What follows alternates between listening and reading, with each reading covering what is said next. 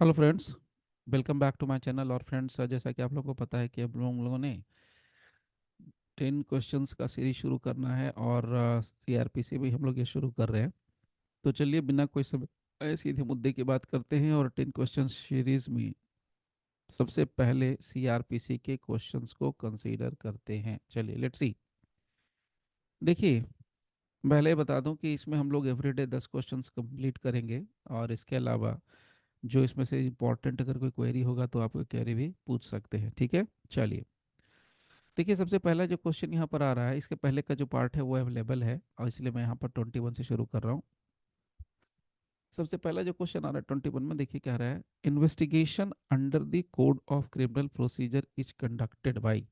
बड़ा सीधा सा क्वेश्चन है। अब इसमें से बहुत सारी चीज़ें हम लोग ना कंट्रोल करेंगे और बहुत सारी चीज़ें कनेक्ट भी करेंगे। सो इन्वेस्टिगेशन के बारे में बात करें तो इन्वेस्टिगेशन का जो डेफिनेशन है, सबसे पहले समझिए कि इन्वेस्टिगेशन कहाँ पर डिफाइंड है। तो इन्वेस्टिगेशन जो टर्म है फ्रेंड्स, वो सबसे पहले आपको मैं यहाँ पर बता दूं कि ये सबसे पहले ये टर्म 2H में डिफाइंड है। ओके। अब सवाल ये उठता है कि कौन कंडक्ट करता है, the police only, both the police and the court, और the court only, the police under the description of the sessions court और द हाई कोर्ट। तो यहाँ पर आंसर होगा the police only. Obviously police ही करती है। इसके अलावा ऑप्शंस में ये दिया, मतलब ये आपको डेफिनेशन में मिलेगा कि और by any other person, but ये ऑप्शन में ऐसा नहीं है, इसलिए यहाँ पर हम लोग मेंशन करेंगे the police only. Now coming to the next question. अच्छा, इसमें और कुछ चीज़ें हैं, आपको मैं यहाँ पर शेयर कर दे रहा हूँ। पुलिस जो है, देखिए यहाँ पर इंडियन कॉन्स्टिट्यूशन के अंदर जो है स्टेट का कंसर्न है, यानी स्टेट लिस्ट के अंदर आता है और ये आर्टिकल 246 से कनेक्ट होता है। इसके अलावा कुछ और चीज़ें मैं आपको यहाँ पर शेयर कर दे रहा हूँ, जैसे कोर्ट ऑफ सेशन जो है सेक्शन 9 में सीआरपीसी में है और हाई कोर्ट का डेफिनेशन 2E सीआरपीसी में है। अब आप ये सोच सकते हैं या पूछ सकते हैं कि सर ये कोर्ट ऑफ सेशन और हाई कोर्ट यहाँ पर कैसे आ गया। तो मैं आपको यहाँ पर बहुत क्लियर कर दूं कि यहाँ पर डी अगर ऑप्शन देखेंगे तो यहाँ पर आपको सेशंस कोर्ट मिलेगा, यहाँ पर हाई कोर्ट मिलेगा। तो इसको भी आप ध्यान से रख सकते हैं, ध्यान में रख सकते हैं। तो यहाँ पर सेशंस कोर्ट सेक्शन 9 में आया और ये आपको 2E के अंदर इसका डेफिनेशन दिया हुआ है। चलिए let's see the next question. Cognizable offence has been defined. Cognizable offence का डेफिनेशन कहाँ दिया हुआ है? तो बड़ा सीधा सा फंडा है, अगर आपने ध्यान दिया होगा तो 2A, ये नहीं, देखिए अल्फाबेटिकली मेंशन है, A B C D, इस तरीके से ये अल्फाबेटिकली मेंशन है। तो सबसे पहले आपको अगर मैं बताऊं तो 2A में bailable plus non bailable offence का जिक्र किया गया है। अगर बी की बात करेंगे तो यहाँ पर क्या आ जाएगा, 2A बेलेबल के बाद क्या है, सी से क्या मिल जाएगा हमें, कॉग्निजिबल नहीं, कॉग्निजिबल नो, कॉग्निजिबल नहीं मिलेगा, क्या मिलेगा, सी से मिलेगा चार्ज। यहाँ सॉरी, बी से सी से मिलेगा चार्ज, यहाँ सी लेटर की बात कर रहा हूँ। सी में आपको मिल जाएगा कॉग्निजिबल ऑफेंस। उसके अलावा डी में मिलेगा आपको कंप्लेंट। इसके अलावा ई में मिलेगा हाई कोर्ट, इस तरीके से। तो आप पूरा का पूरा याद कर सकते हैं, बहुत ही इजी प्रोसेस है, आपको करना कुछ नहीं होगा। यहाँ पर आप अल्फ़ाबेटिकली चीज़ों को ले लेते हैं, बहुत ही आसानी से आप ये ट्रिक आप फॉलो करके याद रख सकते हैं। By the way, cognizable offence का मतलब क्या होता है वो भी देखते चलते हैं। देखिए कॉग्निजिबल ऑफेंस का मतलब क्या है, और कॉग्निजिबल ऑफेंस यानी कोई भी अपराध कॉग्निजिबल इन नेचर है या नहीं है, ये कैसे पता चलता है। तो सबसे पहले ये जान लीजिए कि कॉग्निजिबल ऑफेंस का मतलब होता है an offence for which a police officer में, in accordance with the first schedule, बड़ा क्लियर है कि कॉग्निजिबल ऑफेंस उस अपराध को कहते हैं जिस मामले में, और कॉग्निजिबल केस का भी डेफिनेशन है। तो इसमें जिसमें कि एक पुलिस ऑफिसर फर्स्ट शेड्यूल के अकॉर्डिंग, यानी सीआरपीसी के फर्स्ट शेड्यूल के अकॉर्डिंग या किसी दूसरे तीसरे लॉ के अकॉर्डिंग, जो कि टाइमिंग इन फोर्स है, अरेस्ट विदाउट वारंट कर सकता है। तो इसलिए हम लोग शॉर्टकट में क्या बोलते हैं, कॉग्निजिबल ऑफेंस का मतलब होता है अरेस्ट विदाउट वारंट। अब यहाँ पर भी ना बहुत सारी चीज़ें हम लोग कनेक्ट करके अपना रिवीजन साथ के साथ कर सकते हैं, जो बहुत आसान होगा आपको। मैं बार बार कह रहा हूँ, इंटरव्यू के लिए अलग से पढ़ने की ज़रूरत नहीं होगी। पीटी के ही बहुत सारे क्वेश्चन जो है आपको चुटकियों में सॉल्व हो जाएंगे, आपको याद भी रह जाएगा। मेंस पीटी इंटरव्यू तीनों के तीनों। फॉर एग्जाम्पल के लिए जैसे यहाँ पर देखिए, कॉग्निजिबल ऑफेंस हमने पूरा का पूरा लिया तो हमें मिल गया 2C के अंदर, सेक्शन 2C के अंदर। लेकिन मैं यहाँ से ऑफेंस को अलग कर दूँ, सपोज कीजिए मैंने यहाँ से ऑफेंस को अलग कर दिया, तो ऑफेंस जो टर्म है इसको कहाँ डिफाइन किया गया है। तो ऑफेंस को दो जगहों पर डिफाइन किया गया है। एक, अगर मैं आईपीसी की बात करूँ तो आईपीसी में सेक्शन 40 के अंदर डिफाइन किया गया है, और सीआरपीसी में अगर मैं आपको बात करके बताऊं तो यहाँ पर 2N में डिफाइन किया गया है। इस तरीके से आप कर सकते हैं, ठीक है। अगर उसी तरीके से यहाँ पर भी मैं बात करूँ पूरा का पूरा whole topic arrest without warrant, तो अरेस्ट विदाउट वारंट कहाँ कहाँ किया जा सकता है, तो याद कर लेना है आपको, रिवीजन कर लेना है, रिकैप कर लेना है माइंड में। 41 मोटा मोटा जो सेक्शन है उसको कम से कम रिवाइज कीजिए। 41 है, 42 है, ये सब अरेस्ट विदाउट वारंट के अंदर है। 41 के अंदर बहुत सारे ऑप्शन है, A B C D E F G तक है, वो पूरा का पूरा अरेस्ट विदाउट वारंट की बात करता है। इसके अलावा 151 है, इसके अलावा 120, बहुत सारे जो सेक्शंस है, 433 है। तो ये जो सेक्शंस है ना, इस तरीके से आप इसको याद कर सकते हैं। इसको और भी अगर चाहें तो ब्रेक कर सकते हैं, यहाँ वारंट को अलग कर दो, अरेस्ट को अलग कर दो, तो भी अलग कर सकते हैं। तो ये वीडियो काफ़ी लंबी हो जाएगी, इसलिए मैं थोड़ा शॉर्ट में रख रहा हूँ। चलिए नेक्स्ट जो, हाँ मैं एक चीज़ यहाँ पर आपको भले याद दिला देता हूँ कि ये अगर आप इसका ना पूरा का पूरा कंप्लीट वर्जन देखना चाहोगे तो कंप्लीट वर्जन ना ऐप के ऊपर अवेलेबल है। और ऐप कहाँ मिलेगा आपको, तो डिस्क्रिप्शन है वीडियो का, उसके अंदर लिंक है, लिंक में जा करके आप देख सकते हैं। ठीक है, चलिए मुद्दे की बात करते हैं। Next question, question number 24, bailable offence means, bailable offence का मतलब क्या होता है। ओके, सो बेलेबल ऑफेंस का मतलब क्या होगा, where to get bail is right, option number A. दूसरा, where to give bail is duty of the court, number C, which is shown as bailable in the first schedule of the CRPC और under any other law for the time being in force. चलिए फिर से इसको जरा समझ लेते हैं connected facts के तौर पे। देखिए टर्म क्या लिखा है, बेलेबल ऑफेंस, तो CRPC के सेक्शन 2A में ये डिफाइंड है बेलेबल ऑफेंस। ठीक है, अब देखिए बेलेबल सबको पता है कि क्या है, बेलेबल में क्या है, बेल प्लस एबल। तो बेल जहां पर मिल सकती है, यानी वैसे अपराध जिसमें जमानत का प्रोविजन हो या जिसमें जमानत मिल सकता है, उसको हम सीधी भाषा में क्या बोल सकते हैं, बेलेबल ऑफेंस बोल सकते हैं। लेकिन अगर कोई भी अपराध की हम बात करें तो वो बेलेबल है या बेलेबल नहीं है, ये पता कहाँ से चलेगा, तो याद रखिए first schedule of the CRPC से पता चलेगा, या उस पर्टिकुलर एक्ट से पता चलेगा जहां पर उस अपराध का जिक्र किया गया, उस ऑफेंस का जिक्र किया गया। फॉर एग्जांपल कोई भी आप एक्ट ले सकते हैं हम, आर्म्स एक्ट ले सकते हैं, पॉक्सो ले सकते हैं, SC ST एक्ट ले सकते हैं, और बहुत सारे एक्ट, IT एक्ट ले सकते हैं, बहुत सारे एक्ट ले सकते हैं जो कि ऑफेंसेज को डील करता है। ठीक है, चलिए तो यहाँ पर हमारे लिए क्या निकल के आ गया, 2A, तो हमारे लिए ऑप्शन क्या हो जाएगा यहाँ पर, option number C, which is shown as available in the first schedule. Okay, let's see, now moving to the next question number 25। Now see, which is not true with regard to complaint under section 2D of CRPC। ध्यान से सुनिएगा, यहाँ पर बोल रहा है not true, यानी सही नहीं मांग रहा है, ये गलत मांग रहा है। what is not true with regard to complaint under section 2D। चलिए आधी इंफॉर्मेशन उन्होंने दे रखी है। फॉर एग्जांपल कंप्लेंट जो टर्म है उसका डेफिनेशन कहाँ मिलता है, तो सेक्शन 2D CRPC में मिलता है। अब इसके अलावा कंप्लेंट क्या होता है वो थोड़ा सा समझना चाहिए। देखिए कंप्लेंट का मतलब, मैं सीधे अगर आपको बिल्कुल शॉर्ट में अगर याद करने के लिए बोलूं, तो कंप्लेंट कुछ नहीं होता भाई, एलिगेशन होता है, allegation, that's it. Complaint is nothing but it is an allegation. अब लेकिन एलिगेशन तो है, आरोप तो है, लेकिन इसके अंदर इंफॉर्मेशन ये मिलेगा कि एलिगेशन मेड कैसे बनाया जाता है, ओरली और इन राइटिंग, चाहे वो लिखित में हो चाहे वो मौखिक में हो। ये चीज समझ लीजिएगा, एलिगेशन चाहे लिखित में हो चाहे मौखिक में हो, लेकिन ये एलिगेशन कहाँ लगाना है, ये लगाना है मजिस्ट्रेट में। So in writing, in oral, to a magistrate, magistrate के पास देना है। और किस पर्पस दे देना है, ताकि मजिस्ट्रेट जो है इस पे क्या कर सके, एक्शन ले सके। तो आप यहाँ लिख सकते हैं with view view to taking action under CRPC, taking action under CRPC। ठीक है, सो कंप्लेंट बेसिकली क्या है, complaint is nothing but it is allegation. अब यहाँ पर ऑप्शंस को देख लेते हैं। It is made to magistrate with view to taking, with view to his taking action under the code, सही है, हमें गलत ढूंढना है। दूसरा, it is an allegation made orally in writing, ये भी सही है बिल्कुल। That some person whether known और unknown has committed an offence, ये भी सही है।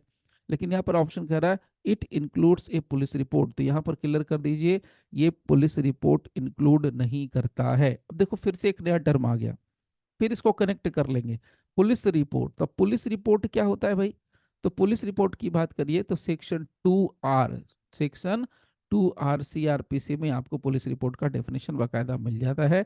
अगर इसको और दूसरे सेक्शन से कनेक्ट करना है तो 173 सब सेक्शन 2 CRPC से भी इसको कनेक्ट करके देखा जा सकता है। ओके, पुलिस रिपोर्ट जब सबमिट करती है पुलिस किसके पास, कोर्ट में जाकर के सबमिट करती है मजिस्ट्रेट के पास, तब की बात हो रही है। ठीक है, तो ये भी आप यहाँ से ब्रेक करके समझ सकते हैं। चलिए next question, question number 26 okay. अगर आप लोगों को लगता है कि ये जो वीडियो है, ये सेशन है, ये आप लोगों के लिए बेनिफिशियल है, तो बिल्कुल आप इसको लाइक कर लेना, शेयर कर देना, सब्सक्राइब जरूर कर लेना, क्योंकि ऐसी वीडियोज आती रहेंगी। और नेक्स्ट जो टारगेट होगा उसमें मैं सीधे टॉपिक बेस्ड आपके लिए वीडियोज लाने की कोशिश करूंगा, जहां पर हम लोग बात करेंगे सीधा, जैसे जुडिशियल मजिस्ट्रेट फर्स्ट क्लास कौन है, उसके पावर्स क्या हैं, जुडिशियल मजिस्ट्रेट सेकंड क्लास कौन है, उसके पावर्स क्या हैं, सेशंस जज कौन है, क्या है उसका अपॉइंटमेंट का, इस तरीके की वीडियोस जो कि आपको सीधे क्या होगा, एग्जाम के पर्पज से काफी इजी जाने वाला है। ठीक है, चलिए फिलहाल आते हैं नेक्स्ट अपने मुद्दे पर। Section question number 26, under which section, सीधा सेक्शन पूछ रहा है, under which section of the CRPC the term offence has been defined. लो जी, अभी जस्ट ऊपर बता दिया है। सो ऑफेंस टर्म जो है कहाँ डिफाइंड है, तो देखिए सीआरपीसी का सेक्शन 40 दिया हुआ है, आईपीसी का सेक्शन 2N भी दिया, सॉरी आईपीसी उल्टा बोल दिया मैंने, आईपीसी का सेक्शन 40 है और सीआरपीसी का सेक्शन 2N है, ये दोनों दिया हुआ है। तो देखिए यहाँ पर क्या है, ऑफेंस मीन्स एनी एक्ट और omission made punishable bye any law for the time being in force and includes any act so and so. तो ये जो डेफिनेशन आप देख रहे हो ये कहाँ है, सीआरपीसी का है सेक्शन 2N, जिसमें हम ऑफेंस का डेफिनेशन देखते हैं।